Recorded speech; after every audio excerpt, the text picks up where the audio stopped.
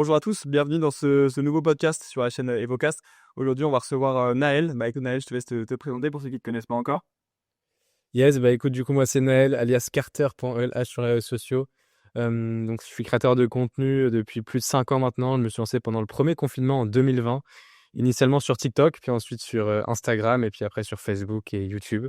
Voilà, donc aujourd'hui, j'ai plus d'1,9 million d'abonnés, toutes plateformes confondues. Donc 1,1 million sur TikTok, 360 000 sur Instagram, 250 ou 260 sur Facebook, je sais plus exactement, et autour des 80 000 pareil sur YouTube. Donc voilà, et donc maintenant j'ai aussi une agence à l'intérieur de laquelle pardon, on accompagne les entrepreneurs, les coachs, les freelances à développer leur personal branding sur les réseaux sociaux. Donc voilà. Ouais, c'est ça, c'est assez impressionnant. J'ai eu peu parce que du coup, pour la petite anecdote, Naël était un ancien client de chez Evosystem et qui est maintenant du coup, qui a conclu son accompagnement, qui a pas mal de clients et donc tout se passe très bien. Puis même maintenant, il bosse aussi avec nous, il fait aussi partie de notre accompagnement où il accompagne aussi nos clients sur la partie personal branding. Donc, il est passé de client à maintenant coach aussi dans l'accompagnement. Et c'est vrai qu'on n'a jamais accompagné quelqu'un avec autant d'abonnés et autant de visibilité. Du coup, c'était un vrai enjeu. Du coup, de trouver cet équilibre parce que du coup, toi, tu avais gagné énormément en notoriété avec un contenu qui n'était pas forcément hyper affilié à ce que tu fais actuellement. Est-ce que ça, tu peux un peu nous en parler? Carrément, en fait, moi je partageais du contenu un petit peu astuce sur comment. En fait, si tu veux, mon contenu là-bas, c'était vraiment apprendre des choses aux gens. Donc ça partait un peu dans tous les sens. Je partageais des sites internet utiles pour les étudiants. Le lendemain, je partageais une astuce de psychologie pour, je sais pas, augmenter son salaire. Enfin, ça n'avait aucun sens, aucune cohérence. Et donc, c'était un contenu qui fonctionnait super bien. Donc, j'ai beaucoup appris, évidemment. J'ai appris sur les mécanismes, comment faire en sorte que ton contenu devienne viral. Donc, en fait, en termes de croissance et de visibilité, j'avais cette connaissance-là. Mais j'avais pas mis ce personal branding au service d'un business quelconque. Et donc, c'est ce qui m'a permis ensuite, quand j'ai rejoint Evosystem, de tout structurer, de revoir ma ligne éditoriale et tout, ce qui a été un vrai risque d'ailleurs au début pour moi, parce que en fait, forcément, quand tu changes ta ligne éditoriale, tu fais beaucoup, beaucoup moins de vues. Ça fait mal à l'ego, ça fait bizarre au début, mais en fait, tu te rends compte que tu fais des vues qui sont beaucoup plus qualifiées et que sur le long terme, c'est beaucoup mieux, quoi. C'est plus rentable.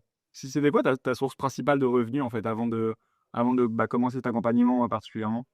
Bah, c'était les partenariats que j'avais avec des marques. Moi, si tu veux, je faisais partie d'une agence. Alors, au début, j'ai intégré une agence qui était basée à Montpellier, qui s'appelait Lumera. Donc, j'étais en exclusivité chez eux. Donc voilà, donc en fait, ils géraient tous mes partenariats. Ensuite, je les ai quittés. Donc, en fait, j'ai rompu le contrat d'exclusivité. Je suis parti bosser avec une autre agence qui s'appelle Expandia cette fois-ci, pareil, qui gère des partenariats, qui m'apporte des partenariats. Encore aujourd'hui d'ailleurs, hein. C'est pas terminé. J'ai 2-3 partenariats qui continuent de tourner avec de très belles boîtes, notamment Odoo, LCL, ce genre de trucs. Donc, c'est des partenariats plutôt sur le long terme. J'ai eu Binance, j'ai toujours Binance. Hein. Binance, je suis en contact avec je sais plus quelle est sa position, mais bref, le directeur marketing français de Binance, qui est super sympa, qui est top, qui m'envoie des goodies, qui m'invite aux events. Enfin, le mec vraiment est trop cool. Et on n'a pas de contrat vraiment à proprement parler, mais en fait, dès que j'ai besoin, enfin, j'ai une idée sur voilà, une nouvelle feature qui vient de sortir et dont je pourrais parler, bah, il me dit, OK, vas-y, tu fais une vidéo et puis on te paye en crypto en plus. Donc, ça Ah, permet. c'est trop bien. C'est ça dans le thème de la truc, ok. Ouais, c'est Ouais, mais du coup, ouais, c'est vraiment aujourd'hui, tu as un accompagnement sur le personal branding. Ça, dans tous les cas, je pense que chaque entrepreneur, chaque coach, chaque consultant a compris la puissance du personal branding aujourd'hui et en quoi ça faisait vraiment la différence. Toi si tu avais 2-3 tips à donner à des gens qui veulent avoir un personal branding efficace pour leur boîte, qu'est-ce que tu conseillerais? Le 3 tips, bah, en fait, ça va être des trucs assez génériques du coup, parce que en fait, forcément, tu dois adapter les conseils à la niche, au profil d'entrepreneur. Il y a des gens qui sont plus ou moins à l'aise devant la caméra, des gens qui vont être plus à l'aise en fonction des certains formats de contenu que tu vas proposer. Mais si je devais vraiment donner 3 conseils, c'est déjà savoir très précisément à qui tu t'adresses. Ça, c'est fondamental. Donc pour ça, il faut avoir un très bon positionnement, bosser sur sa niche, et cetera. Avoir un avatar viewer très très précis. Tu en parles souvent d'avatar client, bah faut aussi avoir un avatar viewer, à savoir à qui tu t'adresses. Ce qui est un peu la même chose en soi, hein, mais c'est quand même important de le savoir. Deuxièmement, tips qui est assez sous-coté, mais qui était tellement vrai, c'est en fait la régularité fait tout sur les réseaux sociaux aujourd'hui. En fait, il y a beaucoup de personnes qui, parce qu'elles ont les mauvaises stratégies, parce qu'elles sont mal accompagnées ou alors parce qu'elles ont envie d'avoir des résultats extrêmement rapides, abandonnent au bout de 2-3 semaines ou même au bout d'1 ou 2 mois. Ce qu'il faut comprendre, c'est que moi, par exemple, dans mon cas, je me suis lancé pendant le premier confinement. J'avais lancé un premier compte. Pendant 2 mois, je postais 2 fois par jour et je n'avais zéro résultat. En fait, j'avais zéro résultat. Je faisais 300 vues par vidéo. J'ai gagné 500 abonnés en 2 mois alors que j'avais posté mais des 100 vidéos, tu vois. Donc en fait, c'est un truc qui est vachement sous-coté. Après, évidemment, il y a des stratégies qui vont avec, etc. Il y a des créateurs qui arrivent à percer dès leur première vidéo, évidemment. Mais donc, ouais, deuxième conseil serait la régularité. Et puis le troisième conseil, pareil, en soi, ça paraît bateau, mais c'est juste d'être soi-même. En fait, c'est du personal branding, d'accord? Donc c'est personnel. On peut... La vraie valeur ajoutée finalement des créateurs sur les réseaux sociaux aujourd'hui, et plus particulièrement des coachs et des entrepreneurs, c'est leur personnalité. C'est la chose que tu peux pas faker et tu peux pas remplacer en fait. C'est-à-dire qu'un format de contenu, une stratégie, tu peux la copier, un système d'acquisition, tu peux le copier, un funnel, tu peux le copier. Mais ta personnalité, comment tu es, comment tu t'exprimes, comment tu amènes les choses, etc., ton vocabulaire, ta manière d'être, ça, tu peux pas le changer. Et donc, ouais, je dirais que c'est ça les 3 conseils que je donnerais aujourd'hui, qui sont assez génériques, mais qui sont fondamentaux. Ouais, non, mais bah, c'est toujours bien de le rappeler dans tous les cas. Mais quand tu dis comment dire, être soi-même, c'est du coup, tu considères que c'est aujourd'hui le meilleur moyen de se différencier par rapport aux autres entrepreneurs, quoi. Bah, exactement. Moi, c'est une phrase que j'aime bien dire. Je sais pas si je l'ai inventée. Je pense que je l'ai inventée. Ça fait quelques années que je l'ai dit. C'est en fait la seule manière d'être différent, c'est d'être soi-même. Tu vois, on est tous uniques. On a tous quelque chose à faire valoir. On a tous des valeurs différentes, une éducation différente. Et donc, ouais, en fait, c'est juste sois toi-même. N'essaye pas de te travestir. N'essaye pas d'imiter quelqu'un d'autre. Honnêtement, juste si tu as les bonnes stratégies, que tu es bien accompagné, en fait, tu auras des résultats tout simplement. Ouais, bien sûr. Ouais, donc, rester soi-même. Après, j'imagine que tu peux te différencier bah, déjà dans ta personnalité, évidemment, mais aussi dans ta manière d'amener les choses. Typiquement, bah, toujours faire du coup un Exactement. peu à l'inverse du courant. Typiquement, je sais que bah, du coup, tu sais, j'ai eu un podcast avec Picalou qui est aussi lui assez bon en personal branding parce que bah, Oui, j'ai regardé d'ailleurs le podcast, c'était super sympa. il a une personal brand très Ouais. forte. Et parce que bon, déjà de par son physique, de par sa manière de parler, ses concepts, et lui, je pense qu'il a vraiment maxé le côté se différencier pour avoir la visibilité. Tu considères que quelles sont les meilleures méthodes, toi, pour te différencier aujourd'hui sur un marché aussi saturé? Bah, en soi, honnêtement, ce qu'il avait dit, Mickaël, c'était vraiment hyper pertinent. L'idée, c'est vraiment d'aller repérer ce qui se fait sur ton marché et d'essayer de créer du contenu à contre-courant. C'est-à-dire que lui, il l'a très bien dit dans le podcast, ce qui a très bien fonctionné pour lui, c'est de publier des extraits de ses coachings avec ses élèves qui disent des trucs complètement what the fuck, tu vois. Et donc, en fait, ça a bien fonctionné parce que personne ne l'avait fait auparavant. Donc en fait, lui, il y a 2 éléments. Il y a d'abord sa personnalité à lui, son physique, sa manière de parler, comme tu as dit, sa manière d'amener les choses, mais aussi le format qui était différent, un format qui avait été jamais vu auparavant.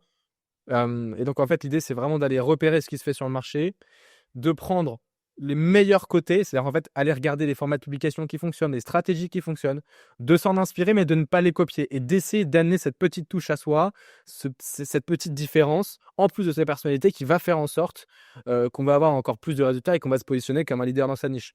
En fait, si tu veux aujourd'hui, pour être leader dans sa niche, il faut inventer quelque chose, il faut être original, tu vois. Maintenant, si tu veux juste avoir des résultats et être vu comme quelqu'un de compétent, tu peux juste reprendre les stratégies qui fonctionnent, les formats de publication qui fonctionnent, tu n'as pas besoin de plus. Mais oui, si tu veux être le meilleur, le leader dans ton marché, évidemment, il faut trouver quelque chose pour se différencier. Ouais, tu dois créer un nouveau, comment dire, courant. C'est sûr, ça, c'est pas facile. Je pense que c'est aussi à force de beaucoup tester. Je pense que plus t'es régulier, plus t'as de la data sur ce qui fonctionne, sur comment ton audience réagit. Moi, typiquement, je sais que j'ai lancé, entre guillemets, ma personal brand, en tout cas, parce que je me suis rendu compte que de toute façon, et d'ailleurs, j'ai fait une vidéo à ce sujet-là hier, j'ai réussi à atteindre 54 CA, quasiment sans personal brand, mais au bout d'un moment, t'es limité, t'es un plafond de verre. Tu peux pas envoyer 3000 messages de prospection par jour, tu peux pas en mettre 10 000 euros de budget ads tous les jours. Ouais, au bout d'un moment, tu es obligé, même si tu as beau avoir le business le plus optimisé du monde, d'avoir du trafic, d'avoir de la visibilité. Celui qui gagne à la fin, c'est pas forcément celui qui a le meilleur produit, c'est celui qui est plus vu, hein. Attention, ça, c'est une règle d'or. On est dans une économie de l'attention. Et donc, ouais, c'est sûr qu'avant de trouver, je pense, le contenu qui fait des vues tout en étant qualifié, tout en étant authentique, et à la fois à contre-courant, c'est vrai que je pense que si on n'est pas accompagné, ça peut très vite partir aussi un peu dans tous les sens. Si on n'a pas Ah, mais c'est un vrai casse-tête, hein. bah, ça peut prendre des années, ça va prendre justement l'expérience que toi, par exemple, tu pourrais avoir sur le personal branding. Toi, aujourd'hui, je pense que tu as pu vraiment comprendre ce qui marchait avec la cible, quel est le contenu qui te ramenait des leads, etc., etc. Tout ça, c'est une expérience que si tu l'as pas fait, tu peux pas savoir. Et donc, en fait, tu es obligé de tester, de passer énormément de temps à poster en masse, en masse, en masse, sans se décourager, ce qui est aussi un des trucs les plus difficiles parce qu'au plus, ça prend du temps. Je pense que c'est une des tâches à la fois les plus plaisantes à faire parce que c'est de la créativité, mais à la fois une des plus chronophages, tu vois. Ouais. Donc, Bah, en fait, si tu gères tous tes aspects de la création de contenu, donc à savoir la recherche d'idées, l'écriture des scripts, le tournage, le montage, et après poster les vidéos, ça prend quand même pas mal de temps, on va pas se mytho. Après, ça va dépendre de la qualité enfin, de ton contenu, tu vois. Typiquement, si tu veux vraiment faire un montage de malade mental, bah là, oui, forcément, ça va prendre du temps. Maintenant, évidemment, si tu as les moyens de déléguer, c'est toujours mieux. Ce sera du travail mieux fait. Et si tu rapportes des leads, c'est largement rentabilisé. Mais ouais, t'as raison. De toute façon, c'est un vrai casse-tête, hein. C'est l'enfer. En fait, c'est une vraie compétence. C'est le fait de t'as beau parfois, bah, je sais pas, avoir énormément de valeur à apporter. Si t'es pas capable de la mettre en forme et de faire en sorte qu'elle atteigne un maximum de gens, c'est sûr que c'est un peu, c'est compliqué, quoi. Donc non, je pense que c'est une des compétences qui va être les plus valuables dans les prochaines années, en fait. Surtout avec l'essor de l'IA, où de plus en plus de choses ne seront plus authentiques. Et donc justement, les gens qui avaient une personal brand avant l'époque de l'IA auront cet avantage concurrentiel par rapport je pense, une période où tout sera de plus en plus fake, tu vois.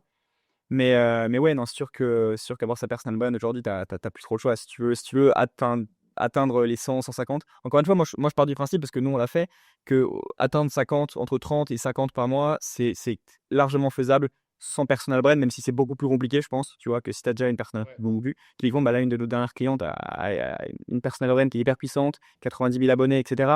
Mais pour l'instant, elle a rien d'optimisé. Donc, elle, on va optimiser son business. Ça va être vraiment facile. Je pense qu'on va le faire ce qui est très, très rapidement. Mais à l'inverse, je pense que si t'as beau avoir, comme je le disais, le business plus optimisé du monde, si t'as pas de trafic au niveau de ton tofu, ça va servir à rien. Euh, Aujourd'hui, c'est quoi l'erreur la plus fréquente que les entrepreneurs ils font, toi, quand ils essaient de créer du contenu sur les réseaux sociaux? Est-ce que tu as remarqué? Les erreurs les plus fréquentes, je dirais qu'ils sont beaucoup trop techniques. Tu vois, en fait, malheureusement, c'est des personnes qui, enfin, malheureusement, heureusement dans leur business en soi, mais c'est des gens qui ont beaucoup de compétences, mais qui ne savent pas comment les mettre en forme. En fait, la chose la plus difficile, c'est de retranscrire sa connaissance, de partager sa connaissance de manière digeste. Tu vois, c'est ça, c'est un peu comme les profs qui sont trop forts en maths. Tu vois, c'est des mecs, c'est des génies. Ils ont fait l'ENS, ils ont fait des prépas, ils sont trop forts, mais c'est des très mauvais profs parce qu'ils n'arrivent pas à expliquer en fait. Tu vois, expliquer, transmettre ses connaissances, c'est super compliqué et c'est quelque chose qui se travaille. La pédagogie, ça se travaille. Et donc, en fait, rédiger ces scripts de vidéo pour faire en sorte qu'une personne, lorsqu'elle arrive sur ta vidéo, déjà, elle soit attirée parce que tu as un bon hook, parce que tu as travaillé ton storytelling, parce que c'est bien amené, parce que c'est bien rédigé. C'est pas trop complexe, c'est pas trop simple. C'est-à-dire que ça apporte de la valeur aux gens sans les perdre non plus totalement. Et en fait, c'est ça qui est extrêmement compliqué. Tu vois, c'est que la plupart des entrepreneurs, ils ont énormément de compétences, ils sont très techniques, très pointus sur certains sujets, mais parfois un petit peu trop. Et donc, tu vois, il faut vraiment varier. C'est pour ça qu'avoir des stratégies aussi de contenu avec des contenus de croissance, d'autorité et de personnel, parce que j'appelle la méthode CAP au sein de mon accompagnement, donc croissance, autorité personnelle. Donc, avoir du contenu de croissance qui va peut-être être beaucoup moins technique, plus axé sur les vues, reprendre des formats viraux, etc. Contenu autorité où justement tu vas beaucoup plus partager des connaissances techniques en fait que tu vas rentrer un peu plus dans le détail pour montrer aux personnes qui viennent de s'abonner que finalement tu es quelqu'un qui raconte pas n'importe quoi et que tu es une vraie figure autorité dans ta niche. Et puis après personnel, donc on sait du personal branding encore une fois, donc partager des anecdotes de vie, je sais pas, tes valeurs, montrer qui tu es, ton lifestyle, pour faire en sorte que les gens s'attachent à toi, à qui tu es et qu'en fait ça te rende unique tout simplement. Voilà. Ouais, faire du Mais contenu ouais, au final, ouais. exactement. Non, mais après, tu penses pas que justement, en utilisant un vocabulaire ultra précis, ultra, comment dire, focalisé sur sa niche, c'est justement quelque chose qui peut te permettre de faire un tri assez important, ou alors, je pense que, alors, moi, en tout cas, de ce que j'ai pu remarquer, ça, tu me diras ce que tu en penses, mais c'est que tu peux pas commencer comme ça au début, parce qu'il faut forcément déjà avoir des vues. Exactement. C'est ce que je voulais dire. Parce que moi, je pense que c'est une erreur que j'ai faite. Bah, tu vois, c'est aussi, moi, je sors un peu de l'école de Mathis Cohen, un truc comme ça, qui fait que tu sais, c'est des méthodes de contenu où c'est en mode, ouais, c'est uniquement de la valeur, rien d'autre. Sauf que tu vois, typiquement, ce qui a fait que ça a fonctionné aussi pour Mathis, c'est que Mathis a d'abord eu de l'attraction grâce à YouTube et son compte, et il a commencé à poster sur son compte Instagram quand il avait déjà des abonnés et des gens plus qu'à éduquer dans sa cible. Mais je pense que pour atteindre un nouveau public sur Instagram, tu es obligé de faire du contenu top of funnel où tu vas un peu simplifier des concepts, attirer de la visibilité. Je sais pas, quitte à faire du lifestyle, quitte à faire du contenu un peu plus, ouais, divertissant parfois. Je sais pas. Qu'est-ce que t'en penses? En fait, tu es obligé parce que, mine de rien, si tu fais du contenu purement technique tout le temps, je sais pas, quand, imagine tu te lances sur Instagram demain, tu as 0 abonné, tu fais que du contenu technique, ou sur YouTube, pardon. Bah, en fait, tu vas faire 50, 100 vues, mais tu n'auras aucune conversion parce que, je sais pas, imaginons qu'un beau taux de conversion, ce soit à 10%, bah, tu fais 10% de 50 vues sur quelqu'un qui va juste liker ta vidéo, hein, qui va pas aller acheter ton œuvre derrière. Ouah, laisse tomber. Enfin, je veux dire, c'est impossible. Tu es obligé d'avoir de l'attraction, tu es obligé de faire du contenu qui va faire des vues pour avoir une première base d'abonnés. Et ensuite, cette base d'abonnés, là, va te permettre d'avoir de l'engagement, va te permettre de faire en sorte que tes futures vidéos dans lesquelles tu vas apporter plus de valeur, justement, fassent plus de vues. Alors, elles feront beaucoup moins de vues que les vidéos axées croissance, forcément, mais elles font quand même infiniment plus de vues que si tu n'avais pas fait les vidéos initialement axées sur la croissance. Donc, en fait, c'est vraiment, ça se complète. Si tu veux, il faut vraiment avoir une stratégie en 3 étapes et pas se focaliser soit que sur la croissance parce que dans ce cas-là, tu vas faire un petit peu comme moi au début, c'est-à-dire avoir que des abonnés, enfin beaucoup d'abonnés, pas que des abonnés, mais beaucoup d'abonnés peu qualifiés pour ton offre. Si tu fais que du contenu technique, tu vas pas avoir de croissance, donc ça va être très compliqué parce que tu feras très peu de vues. Et pareil, si tu fais du contenu personnel, là, ça peut fonctionner, mais tu vas avoir des gens qui en fait ne savent pas que tu as quelque chose à proposer et en fait, pareil, ils achèteront pas ton offre, tu vois. Il faut vraiment avoir une stratégie. Mais c'est pour ça que c'est l'idée hyper intéressant pour parcours, c'est que toi, tu as pu littéralement faire toutes les erreurs qui te permettent aujourd'hui d'avoir cette expérience-là. Donc honnêtement, hein, et moi je le dis de manière vraiment très honnête, si vous êtes entrepreneur, vous avez une personal brand à scaler et vous voulez éviter de faire les erreurs de base, mais allez chez Naël, je pense que c'est difficile de trouver sur le marché francophone quelqu'un qui est plus qualifié que ça, tu vois. Mais je me suis quand même posé la question, pourquoi tu as commencé à créer du contenu, toi, pendant le confinement, dans quel objectif? Est-ce que tu avais déjà la vision de te dire, après, à partir de cette visibilité-là, je vais créer ma boîte? Est-ce que tu étais déjà visionnaire ou alors est-ce que tu t'avais créé du coup? Alors là, si j'avais su que ça allait m'emmener là où je suis aujourd'hui, tu vois, avec toi en podcast, tu vois, enfin, j'aurais jamais deviné. Moi, je me suis lancé sur les réseaux, je n'avais aucune vision business, hein. Je faisais même pas ça pour l'argent. Enfin, j'avais 16 ans, tu vois, j'avais 16 ans, c'est en plein confinement. Juste, je me faisais chier. En fait, je me faisais chier, tu vois, concrètement. Mais j'ai quand même flairé l'opportunité. En fait, j'ai flairé l'opportunité parce que moi, depuis 15 ans, je savais que je voulais devenir entrepreneur. J'ai toujours aimé ça. Je regardais toutes les vidéos d'entrepreneuriat, Louis Denzel, Théophile Hélier. Je me rappelle, pendant le confinement, je passais mes journées à simuler les intérêts composés. Tu vois, c'est-à-dire, en fait, si tu investis 10 000 euros par mois pendant 25 ans à 8% d'intérêt, j'aurai 40 millions dans 25 ans. Enfin, tu vois, j'étais en train de fantasmer, j'étais comme un fou. Et donc, en fait, je faisais que des trucs comme ça. Et donc, non, mais j'ai quand même fait l'opportunité. J'ai vu une vidéo sur YouTube de quelqu'un qui s'appelle Pierre Elliott, Ok. qui en fait avait fait une vidéo et il montrait à quel point c'était facile de faire des vues sur TikTok. Et TikTok, ce qu'il faut comprendre, c'est qu'à l'époque, c'était pas comme maintenant. C'est-à-dire avoir TikTok, je sais pas si tu t'en souviens, mais il y a 5-6 ans, avoir TikTok, c'était la honte, hein. Je le disais à personne. Moi, je cachais à mes potes que j'avais TikTok. Chez les haters de TikTok, comme ma petite sœur est sur. C'est sûr, ouais. Pareil. Tu vois, et donc en fait, j'ai téléchargé, je me suis dit, attends, il y a quand même c'est un truc de fou. Il y a des mecs là, ils font des vidéos complètement pourries, ils ont 5 millions de vues. Attends, il y a un truc à faire.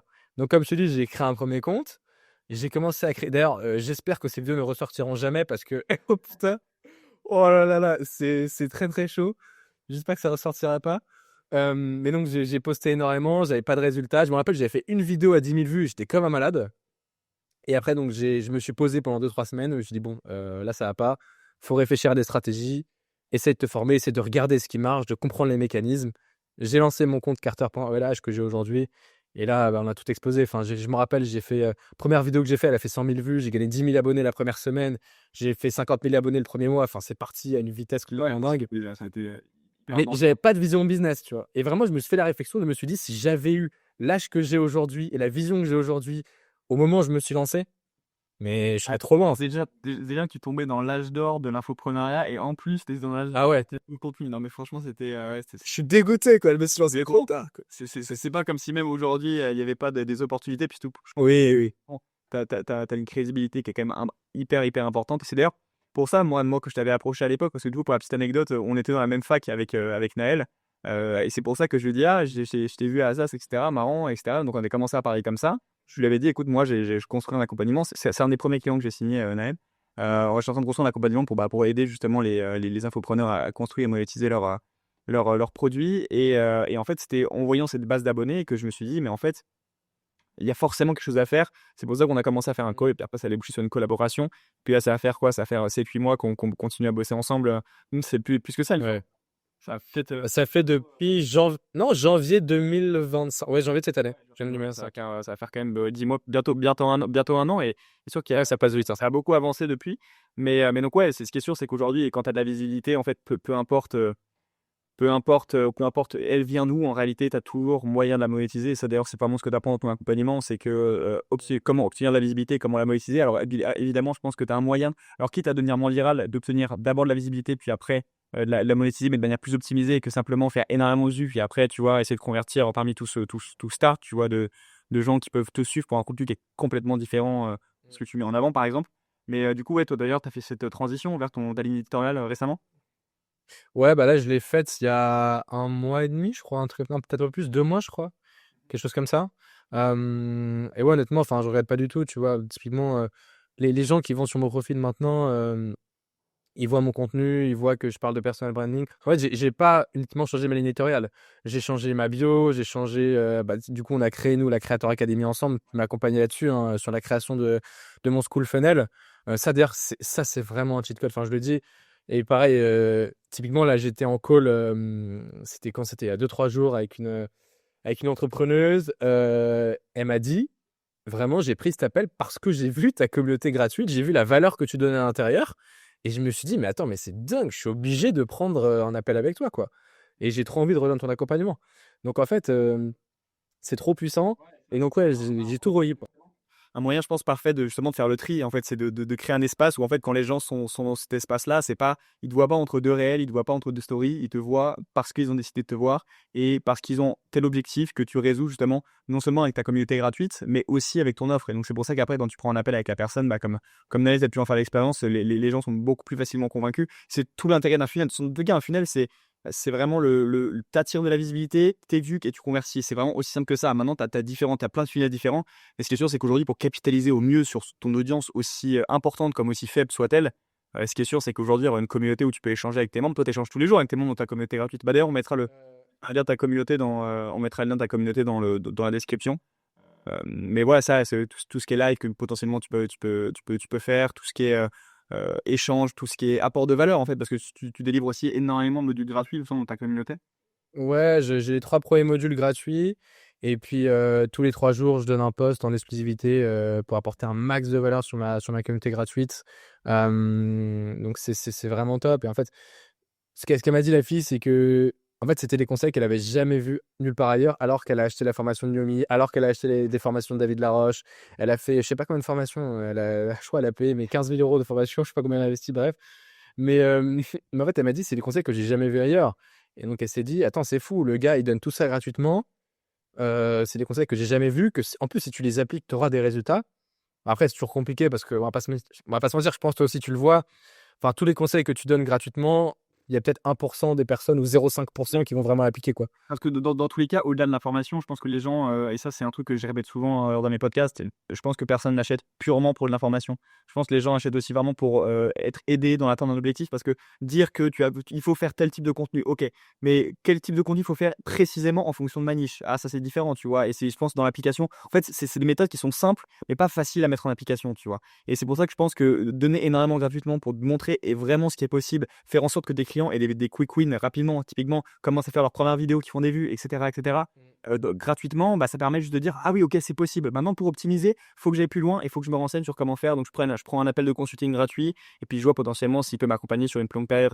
Mais ouais, non, c'est sûr, c'est tout l'intérêt d'une communauté gratuite. Et puis même dans la création de contenu, je pense que faire des vidéos qui apportent de la valeur, ça a aussi le même objectif, même si c'est un objectif à un autre niveau que la communauté gratuite. C'est quand même enfin, le contenu un petit peu mid of funnel a quand même pour objectif de faire avoir des quick wins à ses prospects, et ce avant même qu'ils arrivent en appel avec toi. Dans tous les cas, c'est comme ça qu'on a un beau taux de closing. Sinon, on a énormément de touristes en closing et ça fait pas le taf, quoi.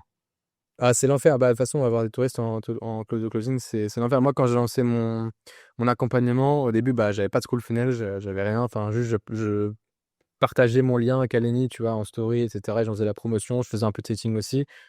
Et c'est vrai que la qualification des leads n'avait rien à voir, quoi. Enfin, je veux dire, là, aujourd'hui, mais en fait, ce qui est bien, c'est que en plus, ta communauté, tu peux en faire la promotion partout. Je veux dire, tu en fais la promotion sur Insta, sur Facebook, sur YouTube. Ce qui est bien, c'est qu'en plus, ça te permet vraiment de centraliser tous tes leads potentiels. Et ça, c'est vraiment cool parce que en soi, avant, c'était pas vraiment possible. Enfin, si, il y avait des plateformes qui existaient. Je sais même pas d'ailleurs comment être centralisé les leads avant.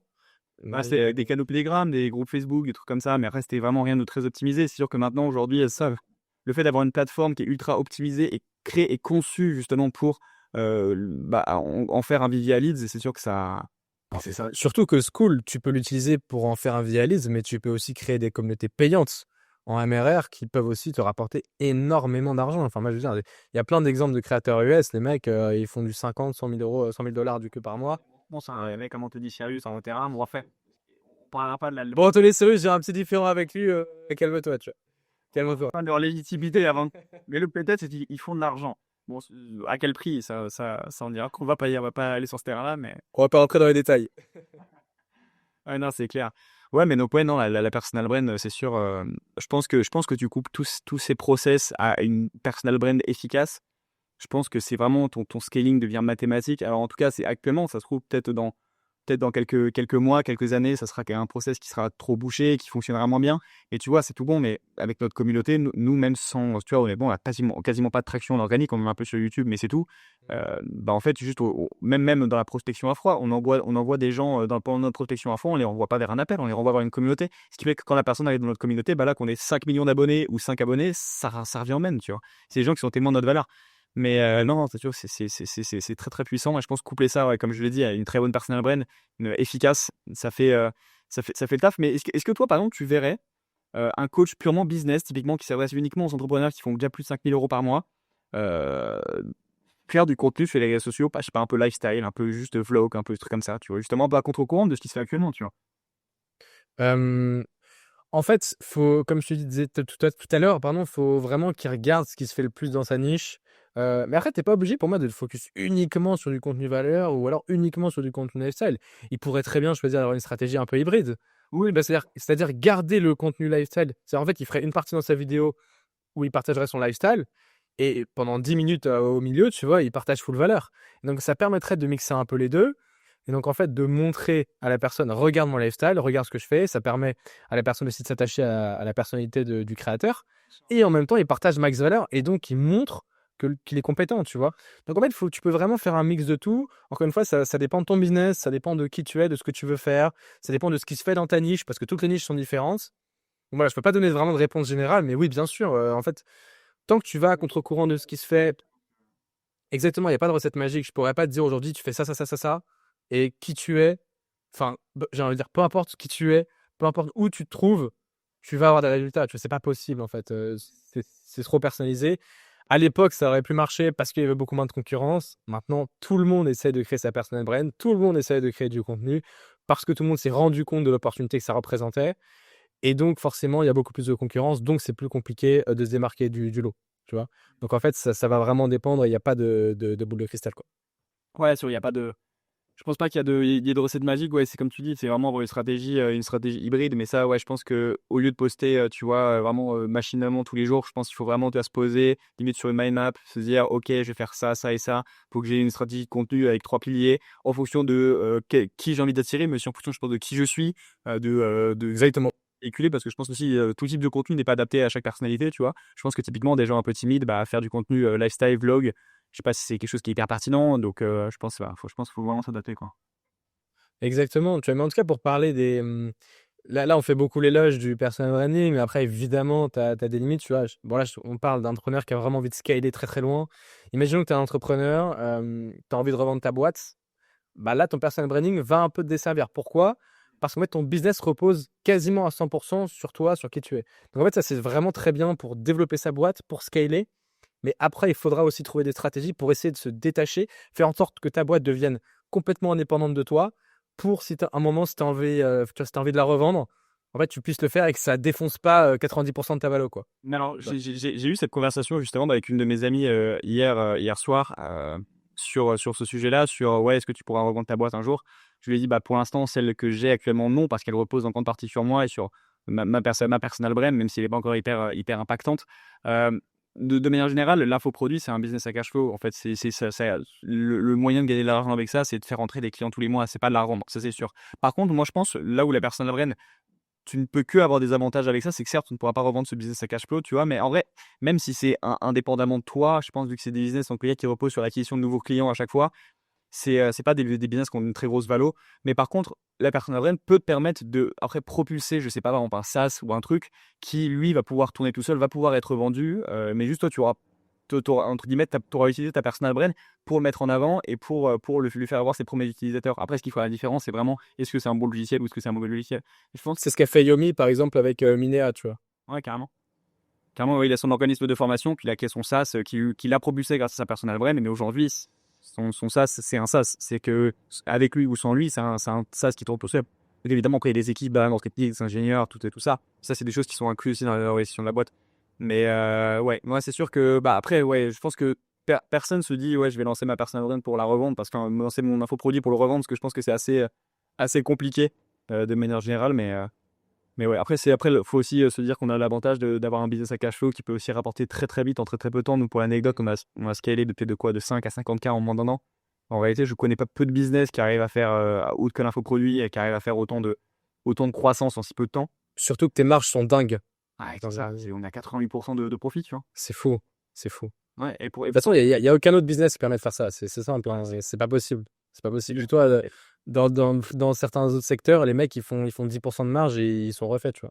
Ouais, ils font 10% de marge et puis ils ont des fournisseurs à gérer, ils ont des équipes, des machins, des trucs. C'est un enfer. Tu vois, aujourd'hui, le gros avantage de l'infoproduit, ça va être vraiment de pouvoir déjà être complètement libre géographiquement parce que quasiment tout se fait en ligne, hein. Bon, nous, on fait quelques meet-up avec nos clients sur Paris de temps en temps, mais en réalité, on est complètement libre géographiquement. Et puis c'est vraiment, ouais, c'est ça, c'est vraiment énormément de profit, très peu de contraintes.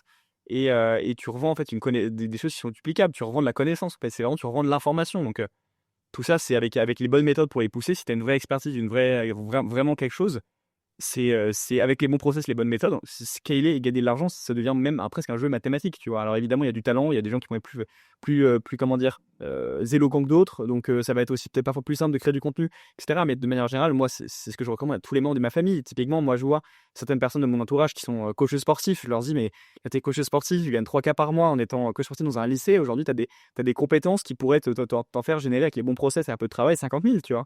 Et ils sont en mode, oui, mais bon, j'ai pas le temps, je sais pas comment faire, etc. Non, j'ai un coach sportif qui a rejoint mon accompagnement il y a 2-3 jours. Ouais, Donc, ouais, c'est ouais. dingue. Surtout que le branding pour les coachs sportifs, surtout qu'en fait, c'est sur du B2C. Je pense que s'il y a un branding qui est vraiment différent en fonction comme on l'a dit, de la niche, mais je pense que sur du B2C, le fait d'avoir une bonne personal brand, ça va être très, très important. C'est la base. En fait, en B2B, en soi, tu t'en fous que ton site soit beau, etc. Le B2B, c'est vraiment différent. Ouais. C'est un autre business, hein. Pour le coup, moi, je suis pas un expert du B2B. Enfin, même si en soi, nous, le business qu'on fait, par exemple, tu vois, c'est du B2B, mais avec des personnes qui agissent comme du B2C.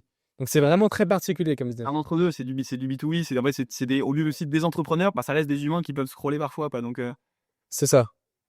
Donc, c'est très particulier. Mais ouais, non, le B2B, c'est un autre game. Et c'est vrai que pour le B2C, ben, en fait, il faut toucher les émotions des gens. Il faut avoir du contenu qui résonne chez eux, tu vois. Faut arriver à les toucher.